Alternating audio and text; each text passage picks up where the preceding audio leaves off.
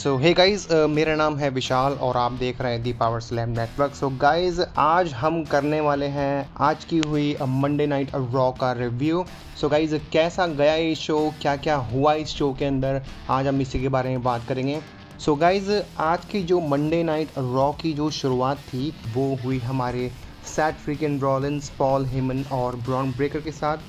Guys, हमारे Seth Rollins जो है आज कुछ नीली सी पोशाक पहन कर आए थे, जो अंडरटेकर का लॉन्ग कोट नहीं होता उसकी तरह कुछ पहन कर आए थे। होप कि वो एक ब्लेजर होता, लेकिन हाँ, आप लोगों को पता ही है कि सैथ रॉलिंस जाने जाते हैं अपने अटपटे कपड़ों की वजह से। और बाकी जब वो एंट्री करते हैं, जब वो माइक लेते हैं, सबसे पहले तो चैंट लग रहे थे वहाँ पर सीएम पंक और ओटीसी के। सो गाइज, वहाँ पर सैथ रॉलिंस बोलते हैं कि कुछ फैंस तो ऐसे होंगे जो अभी भी अपनी उंगली हवा में लहरा कर अपने ओटीसी को याद करते होंगे। सो गाइज, इसी पर यहाँ पर एक चीज़ देखने वाली थी कि पीछे खड़े पॉल हेमन का फेस जो देखने वाला था, वो थोड़ा मुझे लगा कि वो शायद ओटीसी का नाम सुन के थोड़े से उदास हुए। पता नहीं यार इस स्टोरी लाइन में क्या चल रहा है, लेकिन हाँ, पॉल हेमन अपने कैरेक्टर को बहुत ही अच्छे से निभाते हैं। उसके बाद गाइस, जो सैथ रॉलिंस है वो बोलते हैं कि इस रिंग में आप जो भी देख रहे हो, आपको सिर्फ एक ही चीज़ नजर आएगी, वो है इस कंपनी का भविष्य। और वो भविष्य कोई और नहीं, वो भविष्य ना ही सीएम पंक है, ना ही रोमन रेंग्स है, ना ही जॉन सीना, ना ही जे ऊसो और ना ही कोडी रोड्स। वो भविष्य जो खड़ा है इस वक्त, वो पॉल हेमन और ब्रॉन ब्रेकर के साथ खड़ा है, वो है सैथ फ्रीकन रॉलिंस। और गाइज, तभी वहाँ पर एक ऐसा थीम सॉन्ग प्ले हुआ जो कि अनएक्सपेक्टेड था, जो कि ब्लड लाइन से ही रिलेटेड बंदे का था। वो थे हमारे सैमी ज़ेन। और गाइज, जो आज का क्राउड था ना, उन्होंने क्या रिएक्शन दिया है सैमी ज़ेन के एंट्रेंस पे, जो सैमी ज़ेन आज वापस आए गाइज। सो गाइज, यहाँ पर सैमी ज़ेन की एंट्री होती है रिंग में और वेलकम करते हैं सैथ रॉलिंस सैमी ज़ेन को और बोलते हैं बहुत टाइम बाद तुम देखने को मिले। तो सैथ रॉलिंस बोलते हैं कि क्या तुमने रेसलमेनिया का मेन इवेंट देखा। तो सैमी ज़ेन बोलते हैं हाँ, मैंने देखा जो तुम्हारा रेसलमेनिया का मेन इवेंट था, और मैं तुम्हें एक बात बोलूँगा, मैं तुम्हें इतने टाइम से जानता हूँ, और जो तुम ये कर रहे हो, जो ये तुम्हारा चल रहा है, ये एक बकवास है और कुछ नहीं। सैमी ज़ेन बोलते हैं कि भाई, कि तुमने कितनी बारी जो अपना टाइम जो निकाला है, वो सिर्फ सीएम पंक और रोमन रेंग्स करते करते ही निकाला है। तुम थके नहीं उनकी बात करते करते, और तुमको पता है सिर्फ उन दोनों के बीच में एक चीज़ कॉमन है, वो पॉल हेमन है। तो तुम इन सब चीज़ों में अलग कैसे बनना चाह रहे हो? तुम कैसे, मतलब पॉल हेमन को वो सीधा सीधा ये कहना चाह रहे थे कि तुम भी जो है रोमन रेंग्स को और सीएम पंक को देख कर, है ना, तुम एक टाइप की जेलस फील कर रहे थे। तुम चाहते थे कि मैं उनकी तरह बनूं, जो चीज़ उन्होंने हासिल करी है वो चीज़ मैं भी हासिल करूं। तो सैथ रॉलिंस बोलते हैं कि भाई, तुम इन सब चीज़ों से मुझे कंपेयर मत करो भाई, ये सब चीज़ें अलग है, वो चीज़ें अलग थी वो जो कर रहे थे, और मैं जो कर रहा हूँ वो चीज़ अलग है। तो इस पर सैमी ज़ेन बोलते हैं कि इतने टाइम से मुझे ऐसा लगता था कि तुमको सीएम पंक और रोमन रेंग्स से गुस्सा है, लेकिन तुम्हें कोई गुस्सा नहीं था, तुम जलते थे, तुम चाहते थे कि मैं उनकी तरह दिखूं, तुम चाहते थे कि मैं उनकी तरह, जैसे पॉल हेमन उनके साथ है वैसे ही मेरे साथ हो। तो वहीं पर सैमी ज़ेन उनको बोलते हैं कि भाई देखो, तुमने इतना वक्त गुजारा है यहाँ पे, और तुमने हर बार ब्लड लाइन ये, ब्लड लाइन वो। तो इतने में ही सैथ रॉलिंस बोलते हैं कि भाई, ये ब्लड लाइन नहीं है। तो सैमी ज़ेन कहते हैं कि अगर ये ब्लड लाइन नहीं है तो पॉल हेमन तुम्हारे साथ क्या कर रहा है, और वो तुम्हारा बिग डॉग, वो ब्रॉन ब्रेकर को बिग डॉग बोलते हैं। तो फिर वहीं पर जब जो सैमी ज़ेन है वो इशारा करते हैं ब्रॉन ब्रेकर की तरफ कि तुम्हारा बिग डॉग वहाँ खड़ा है, और वो बोलते हैं कि अगर ये तुम्हारा बिग डॉग मुझे ऐसे ही देखता रहा तो मैं इसके मुंह पर एक किक जड़ दूंगा। उसके बाद जब ये ऐसा बोलते हैं सैमी ज़ेन, तो भाई ये दोनों आमने सामने हो जाते हैं, और वहीं पर पॉल हेमन जो है भाई ब्रॉन ब्रेकर की पीठ को ना रब कर रहे होते हैं कि भाई शांत हो जा, गुस्सा मत कर। और वहीं पर उसके बाद फिर सैथ रॉलिंस बोलते हैं कि देखो गाइज, ये ना विजन है। तो वो बोलते हैं सैमी ज़ेन को, सैमी ज़ेन, या तो तुम हमारे साथ हो जाओ या तो फिर तुम हमारा टारगेट बनोगे। सो गाइज, उसके बाद सैथ रॉलिंस बोलते हैं कि देखो, ये कोई धमकी नहीं है, ये एक ऑफ़र है। अगर तुम हमारे खिलाफ हो तो तुमको रॉ का शो भी छोड़ना पड़ सकता है। इसको धमकी मत समझना सैमी। वो बोलते हैं कि इसका जवाब मैं तुमसे आज रात तक लूँगा। और उसके बाद भाई जब सेथ रॉलिंस जाने लगते हैं तो भाई ब्रॉन ब्रेकर और सैमी ज़ेन आमने सामने होते हैं। दोनों एक दूसरे को अच्छी तरह घूर रहे होते हैं, लेकिन पॉल हेमन उनको लेकर चले जाते हैं। सो गाइज़, इससे तो ये पता लग गया कि आज के शो में कुछ ना कुछ तो तगड़ी चीज़ें होने वाली है, क्योंकि यहाँ पर जब सैमी ज़ेन की एंट्री हुई है तो तुम्हें पता ही है कि यहाँ पर स्टोरी लाइन में अब आएंगे बहुत तगड़े तगड़े मूव्स, क्योंकि ब्लड लाइन का एक बंदा इस स्टोरी लाइन में जुड़ चुका है। इसके बाद जो नेक्स्ट में देखने को मिला वो था रिया रिप्ली वर्सेस रॉक्सेट परेज का मैच। और गाइज़, इस मैच के अंदर जो स्टार्टिंग में रॉक्सेट परेज हैं उन्होंने सबसे पहले जो निशाना बनाया वो रिया रिप्ली की लेफ़्ट नी को बनाया। उन्होंने सिर्फ उसी पर वार किया। उनको रिया रिप्ली को आज थोड़ा वीक दिखाया गया क्योंकि उनकी लेफ़्ट नी में पहले से चोट है, इस वजह से। और जो रॉक्सेट परेज है वो भी उसको निशाना बना रही थी, बार बार वहीं पर अटैक कर रही थी।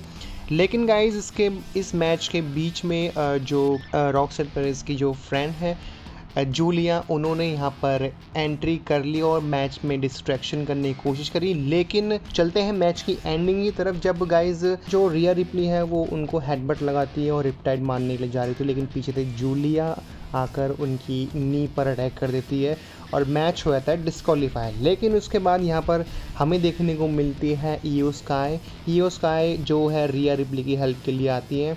रोप के ऊपर से छलांग मार के कुछ मूव मारने की कोशिश कर रही थी, लेकिन वो जो जूलिया है वो रोप पर जो है वो धक्का मार देती है और उनको नीचे गिरा देती है। और उसके बाद जो है वो रॉक्सेट परेज और जूलिया ईओ स्काई पर अटैक चालू रखती है। तो गाइज, यहाँ से हम फिर उसके बाद जो रिया रिप्ली है वो रिंग के अंदर आती है, लेकिन दोनों रॉक्सेट परेज और जूलिया वहाँ से भाग जाती है। वहीं हमें बैक स्टेज से देखने को मिलती है जजमेंट डे।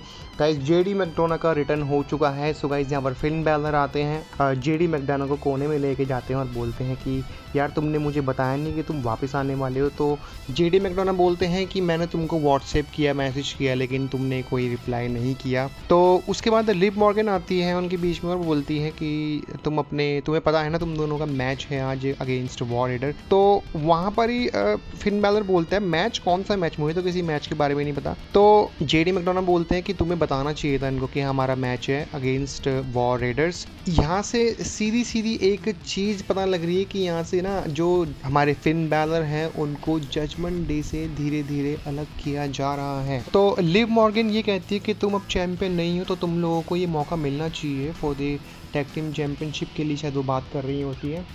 तो इसके बाद ही पीछे से जो है कार्लिटो आते हैं, वो बोलते हैं कि हाँ सबको मौका मिलना चाहिए, मैं भी चैंपियन बनूंगा। यार थोड़ा ये कार्लिटो जो है ना बीच बीच में आके अपने जो एक पिन मारते ना यार, ये थोड़ा अच्छा लगता है उनका देखने में ना। और ये मुझे लगता है कि कार्लिटो को भी एक बार चैंपियन बनाना चाहिए यार WWE को। बाकी आपके क्या थॉट्स है कमेंट बॉक्स में ज़रूर बताना और वीडियो को लाइक एंड शेयर ज़रूर करो गाइज। मैं एक चीज़ नोट करता हूँ, मेरी वीडियोस पे व्यूज़ आ रहे हैं, सब कुछ आ रहा है, लेकिन कोई लाइक नहीं करता यार। सो प्लीज़, बहुत मेहनत लगती है, 3-3 घंटे लगते हैं वीडियो बनाने में। सो प्लीज़ एक लाइक तो कर दिया करो यार, एक शेयर और एक सब्सक्राइब का बटन तो आप दबा ही सकते हो यार।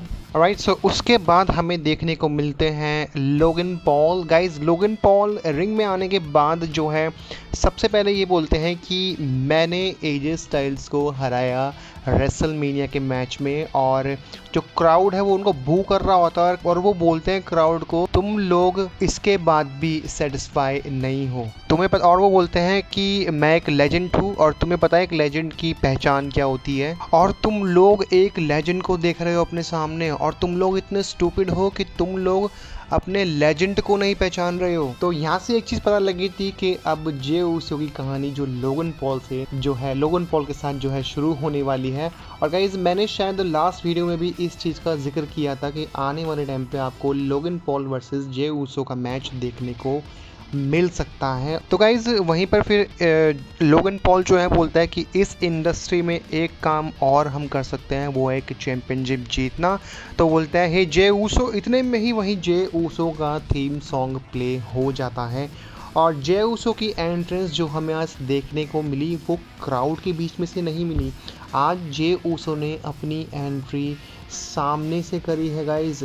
हीट के चैंट लग रहे थे जे ऊसो के लिए। भाई जे ऊसो माइक पर आता है, जे ऊसो कहते हैं 1 मिनट, क्राउड से बोलते हैं 1 मिनट, और वो बोलते हैं यार, लोगन पॉल को बोलते हैं कि यार तुमको लग रहा है कि मैं यहाँ पर अपना नाम बना रहा हूँ, भाई मैं वर्ल्ड चैंपियन बन गया हूँ और भाई तुम बस एक यूट्यूबर हो। जे ऊसो बोलते हैं कि मैंने गुंथर को देखा, उसने मेरे भाई को खून में लथपथ करके छोड़ दिया, उसने मेरे शरीर में आग जलाई और तब जाके मैंने उसको हराया।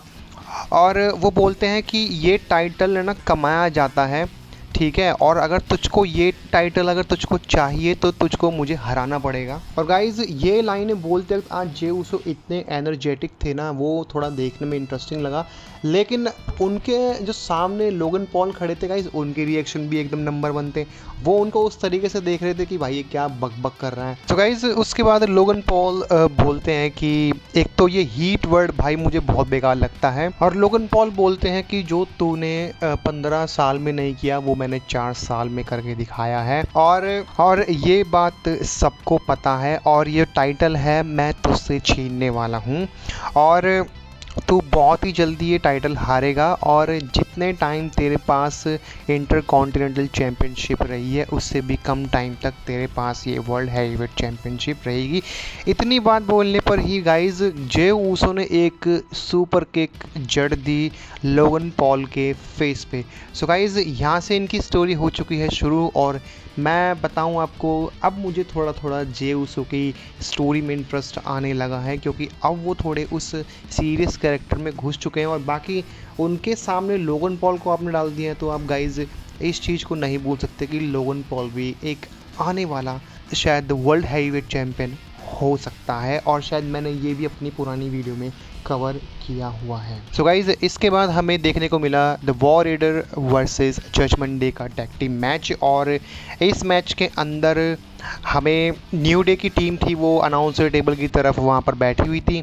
गाइज वहाँ पर आइवॉर ने फिन बैलर को उठाकर फेंक दिया न्यू डे के ऊपर, और यहाँ पर फिर उसके बाद जो हमारे जो कार्लिटो थे, वो जो रिंग के बाहर कार्लिटो खड़े थे, कार्लिटो ने यहाँ पर डिस्ट्रैक्ट करने की कोशिश करी, लेकिन उसके बाद यहाँ पर एंट्री हुई पेंटा की। पेंटा ने जो है कार्लिटो को ठिकाने लगाया, और उसके बाद आइवॉर ने अपना फिनिशर लगा के इस मैच को कर लिया अपने नाम। और सो गाइज यहाँ पर नेक्स्ट हमें जो बैक स्टेज से देखने को मिलते हैं वो ओटिस और सैमी ज़ेन देखने को मिलते हैं। गाइज यहाँ पर पॉल हेमन की एंट्री होती है, और पॉल हेमन जरा ओटिस को कहते हैं एक्सक्यूज़ मी, जरा उनको कुछ बात करनी थी, तो इसलिए उन्होंने शायद ओटिस को वहाँ से जाने के लिए कहा, और वो सैमी ज़ेन को बोलते हैं कि सैमी ज़ेन तुम क्या करना चाहते हो, तुम ब्लड लाइन की बात कर रहे थे। तो वो बोलते हैं कि सैमी देखो कि हम दोनों ओजी ब्लड लाइन का पार्ट रहे हैं, तुम अपने रीजंस की वजह से तुमने ब्लड लाइन छोड़ी, और मैंने भी अपने रीजंस की वजह से ब्लड लाइन छोड़ी। लेकिन तो पॉल हेमन वहाँ पर फिर एक चीज़ एक्सप्लेन करते हैं सैमी ज़ेन को, कि वो बोलते हैं कि देख यार तू ब्रॉन ब्रेकर से अलग हो जा, यार ये ब्रॉन ब्रेकर से तो थोड़ा हटके रहे, क्योंकि ये बंदा ना बहुत ख़तरनाक है, और ब्रॉन ब्रेकर को यहाँ पर बहुत तगड़ा दिखाने की कोशिश की जा रही है। तो वो बोलते हैं कि देख मैं तेरे लिए एक ऑफ़र लेकर आया हूँ, तू यहाँ से सीधा स्मैकडाउन शिफ्ट हो जा, और स्मैकडाउन में जो Randy Orton versus John Cena का जो मैच होगा बैकलैश में, उसके बाद जो भी जीतेगा हम तुझको उसके बाद तेको अनडिस्प्यूटेड चैम्पियनशिप की हम तेको अपॉर्चुनिटी दिलवा देंगे। तो गाइस देख रहे हो कितनी तगड़ी अपॉर्चुनिटी यहाँ पर सैमी ज़ेन को दी गई है कि अनडिस्प्यूटेड चैम्पियनशिप के लिए मैच दिलवाने के लिए पॉल हेमन कहते हैं कि मैंने पूरी सेटिंग वेटिंग कर ली है, तू भाई चले जा, हमने पूरा का पूरा इंतज़ाम कर लिया है। अब ये देखना ये है कि सैमी ज़ेन वहाँ पर जाते हैं कि नहीं। वैसे सैमी ज़ेन ही एक ऐसा बंदा है कि हाँ वो ज़रूर सोचेगा कि जाना चाहिए नहीं जाना चाहिए, लेकिन अब इन्होंने ना यहाँ पर थोड़ा मेन इवेंट के लिए यहाँ पर थोड़ा सा सस्पेंस क्रिएट कर दिया। इसके बाद जो हमें नेक्स्ट देखने को मिलती है वो बेकी लिंच देखने को मिलती है। बेकी लिंच माइक पर आकर बोलती है कि लायरा वेलकेरिया तुम क्या अपने आप को बड़ा सुपरस्टार समझती हो, बड़ी सुपरस्टार तो मैं हूँ। और वो बोलती हैं कि जो दुश्मन का जो दोस्त है वो भी दुश्मन ही होता है, और सीधा सीधा यहाँ पर जो लायरा वेलकेरिया है और इनके मैच को यहाँ पर सेटअप करने की कोशिश की जा रही होती है। इतने में ही लायरा वेलकेरिया आती है, वो आकर बेकी लिंच पे अटैक करती है। बेकी लिंच वहाँ से क्राउड के अंदर से सीधा भाग जाती है, लेकिन और उसके बाद जब बेकी लिंच जब वो क्राउड की तरफ से चली आती हैं तो लायरा वेलकिरी यहाँ पर स्टैंड टॉल कर रही होती है क्राउड की तरफ से। तो पीछे से आकर बेकी लिंच ने यहाँ पर जो है लायरा बल्गेरिया पे अटैक कर दिया। नेक्स्ट हमको यहाँ पे रूसेव का वीडियो पैकेज नज़र आता है जिसमें रूसेव बात कर रहे होते हैं कि यहाँ पर मैंने सब कुछ फिक्स कर लिया है और अब बारी है सबको फिक्स करने की। बाकी आज रूसेव का कोई मैच वगैरह तो था नहीं, बस एक वीडियो पैकेज चलाकर ही WWE ने काम चलाया। और बाकी हाँ, आने वाली जो नेक्स्ट मंडे नाइट रॉ है उसमें रूसेव वर्सेस ओटिस का मैच भी WWE ने यहाँ पर फिक्स कर दिया है। और इसके बाद हमें आइवी नाल वर्सेस स्टेफनी मैकआयर का मैच देखने को मिला। गाइज आइवी नाल यहाँ पर हार चुकी है। इसके बाद हमें बैक स्टेज से फिर से सैमी ज़ेन देखने को मिले। गाइज सैमी ज़ेन आए और उनके पास है ना एक बंदा आया, वो पता है कौन था? वो बंदा था कैरन क्रॉस। और वो आके सिर्फ इतना बोल के गए कि आज तो तुमको बहुत बड़ा डिसीज़न लेना है, बस उन्होंने बोला और गए। और उसके बाद हमें वहाँ पर जे ऊसो भी नज़र आए। भाई जे ऊसो ने भी सेम बात बोली कि आज तुमको बहुत ही बड़ा डिसीज़न लेना है। बस उसके बाद सैमी ज़ेन ने सुना, सैमी ज़ेन गए वहाँ से। और इतने में ही गाइज एक और एंट्री हुई और वो इतनी झकास एंट्री लगी, इतना बढ़िया स्पॉट लगाना मुझे ये वाला। गाइज यहाँ पर पंच रख दिया जे ऊसो के फेस पे लोगन पॉल ने। इसके बाद हमें गाइज पैट मैकेफी जो कि अनाउंसर टेबल से ही एड्रेस करते हुए नज़र आते हैं। गाइज वो बोलते हैं कि देखिए मैं काफ़ी ज़्यादा हार्ड वर्किंग हूँ। और वो माइकल कोल के लिए भी कहते हैं कि गाइज माइकल कोल को भी अगर कोई कुछ बोलेगा, उसको कोई मारेगा तो गाइज मैं उसको नहीं छोड़ूंगा। और वो बोलते हैं कि गुंथर की वजह से जो भी प्रॉब्लम्स क्रिएट हुई हैं उसका बदला मैं लेकर रहूँगा। तो गाइज़ जैसा कि मैंने आपको कल की वीडियो में बताया था कि आज के शो पर एडम पियर्स नहीं निक ऑल्डिस होने वाले हैं रॉ के मैनेजर। सो गाइज़ यहाँ पर है ना इतना ज़्यादा माहौल को इंटेंस बनाने की कोशिश की गई पैट मैकेफी के और गुंथर के। तो गाइज़ यहाँ पर है ना जो पैट मैकेफी है वो निक ऑल्डिस से कहते हैं कि भाई जो गुंथर का सस्पेंशन है इसको हटाओ। तो वो बोलता है कि नहीं इसको भी नहीं हटा सकते, और बाकी जो तुमको ये मामले को सुलझाना ही रिंग के अंदर ही सुलझा सकते हो, तुमको मौका मिलेगा रिंग में सुलझाने का। तो गाइज यहाँ से निक ऑल्डिस ने आज अनाउंस कर दिया कि Pat McAfee versus the original Gunther 1-on-1 at Backlash. तो यहाँ पे आज एक मैच कंफर्म हो चुका है जो है बैकलैश के लिए गुंथर वर्सेस पैट मैकेफी। इसके बाद गाइज़ हमें देखने को मिला शो का मेन इवेंट। गाइज़ यहाँ पर सेथ रॉलिंस आते हैं, यहाँ पर जो सैमी ज़ेन के जवाब का जो है इंतज़ार किया जा रहा था कि वो हाँ कहेंगे या ना कहेंगे। सो गाइज़ यहाँ पर सेथ रॉलिंस जो है वो बोलते हैं कि चल भाई सैमी ज़ेन आजा बात कर लेते हैं भाई, तेरा डिसीजन क्या है क्या नहीं है। सैमी ज़ेन का म्यूज़िक हिट होता है, सैमी ज़ेन रिंग के अंदर आते हैं। तो सेथ रॉलिंस बोलते हैं देख यार ये बहुत मुश्किल भरा टाइम है यार, देख बहुत मुश्किल टाइम है सोचने के लिए कि यार मैं क्या डिसीज़न लूँ, लेकिन इससे पहले कि तू डिसीज़न ले तू बता भाई तेरे को क्या चाहिए, ये तू आने वाला है या फिर जाने वाला है। तो सेथ रॉलिंस बोलते हैं कि देख अगर भाई तू ब्रॉन ब्रेकर और पॉल हेमन को पसंद नहीं करता तो तू यहाँ से चला जा भाई, तू चला जा, तू स्मैकडाउन के शो पे चले जा, लेकिन तेरा यहाँ पर रहना खतरे से खाली नहीं है। और वो कह रहे थे देख यार अगर तू ऐसा डिसीजन लेगा तो ये दोनों के लिए ठीक है यार, देख तू जाना चाहता तो चले जा भाई, अगर तू जाना चाहता है तो चला जा भाई यहाँ से। तो गाइज यहाँ पर फिर सेथ रॉलिंस कहते हैं देख जब मेरी बेटी हुई थी तो तेरे को मैंने कॉल किया था और कितनी अच्छी बातें बोली थी, और तू मेरा बहुत अच्छा दोस्त रह चुका है और बहुत अच्छा दोस्त है तू मेरा। देख अगर तू भाई मेरे विजन के साथ अगर तुझको नहीं रहना, तू एग्री नहीं करता तो तू जा सकता है, तेरे को किसी ने नहीं रोका। तो सेथ रॉलिंस बोलते हैं कि देख फिर भी मैं तेरे को अपना दोस्त मानता हूँ और मैं अपने दोस्त के साथ कुछ बुरा नहीं करना चाहता। तो गाइज यहाँ पर सैमी ज़ेन बोलना स्टार्ट करते हैं। सैमी ज़ेन बोलते हैं कि देख यार जो तू कुछ भी अपने माइंड में जो कुछ भी तू प्लान कर रहा वो सब ठीक है, और जो तू हमारी दोस्ती यार के बारे में बोल रहा है भाई वो भी ठीक है, लेकिन जब तू बात कर रहा है इस रिंग के अंदर के बारे में तो ये ऐसा लग रहा है कि तू कुछ अलग ही प्लान बना रहा है। तो गाइज यहाँ पर है ना सैमी ज़ेन बोलते हैं कि तुझको पता है कि मुझे वर्ल्ड हैवीवेट चैंपियन चाहिए, तो इसीलिए तू मुझे एक ट्रैप में डाल रहा है, तू मुझे फंसाने की कोशिश कर रहा है कि ताकि मैं यहाँ से निकल के वहाँ चले जाऊँ स्मैकडाउन के शो पर। तो यहाँ पर है ना सैमी ज़ेन एक्सपोज करना चालू करते हैं सैथ रॉलिंस को। तो गाइज फिर सैमी ज़ेन बोलते हैं कि मैं ना वर्ल्ड टाइटल जीतूंगा और मैं अपने दम पर जीतूंगा, मैं कोई ऐसे फेवर पर नहीं जीतने वाला वर्ल्ड टाइटल, मैं खुद अपने दम पर जीतूंगा। तो गाइज यहाँ पर सैथ रॉलिंस समझ चुके थे कि ये बंदा बोतल में नहीं उतरने वाला, और सैमी ज़ेन बोलते हैं कि एज अ फ्रेंड मैं तुझको एक ही बात बोलूँगा कि तू मेरा दोस्त है, और एज अ फ्रेंड मैं तुझको एक बात और बोलूँगा, go to hell. So guys Sami Zayn ने यहाँ पर मना कर दिया है सैथ रॉलिंस को। सो गाइज यहाँ पर क्लियर हो चुका है कि जो सैथ रॉलिंस की जो बातें हैं वो सैमी ज़ेन नहीं मानने वाले, और जैसे ही उन्होंने मना किया वहाँ पर एंट्री हुई पॉल हेमन के साथ ब्रॉन ब्रेकर की। सो गाइज अब इनका होता है मैच शुरू। गाइज मैच शुरू होता है तो मैच के अंदर तो आपको इतने बढ़िया परफेक्ट जंप्स देखने को मिल जाएंगी भाई ब्रॉन ब्रेकर की, जो उन्होंने टेबल पे लगाई थी। और उसके बाद मैच की एंडिंग पे जब ब्रॉन ब्रेकर 1 से 2 बार शायद उन्होंने स्पेयर लगाई सैमी ज़ेन को। अब गाइज वहाँ पर सैथ रॉलिंस आते हैं, और तब उसके बाद भी वो रिंग साइड पर सैथ रॉलिंस उनको बोलते हैं कि टेक दी आउट भाई, चले जाओ यहाँ से।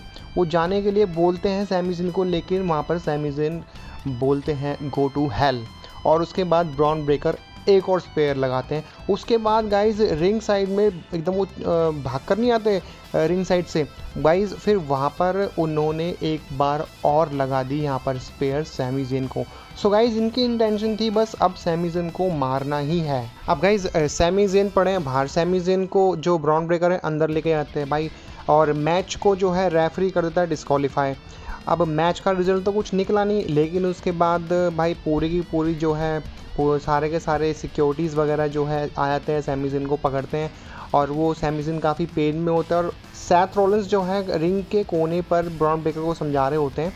और इतने में ही गाइज जो क्राउड है ना वो एक ऐसी थोड़ी सी, मतलब क्या बोलूँ, क्राउड का कुछ समझ में नहीं आता, वो हील वाले बंदों को भी चीयर कर रहा है। वो कह रहा है ब्रॉन ब्रेकर को 1 मोर टाइम स्पेयर के लिए, क्राउड यहाँ पर चैंट लगा रहा है 1 मोर टाइम। और उसके बाद यहाँ पर जो हमारे सैथ रॉलिंस है गाइज वो लगा देते हैं सैमी ज़ेन को स्टॉम्प। सो गाइज आज हो चुकी है खूब अच्छे वाली पिटाई सैमी ज़ेन की रॉ के शो पर। मुझे आज का जो मंडे नाइट रॉ का जो शो था काफ़ी अच्छा लगा। आपको कैसा लगा कमेंट बॉक्स में ज़रूर बताना, और हाँ वीडियो को लाइक ज़रूर करना गाइज। अगर आप वीडियो को लाइक करोगे तो मुझको मोटिवेशन मिलेगा आगे और वीडियोज़ बनाने के लिए। तब तक मैं मिलता हूँ आपसे नेक्स्ट वीडियो में। Thank you for watching, bye bye.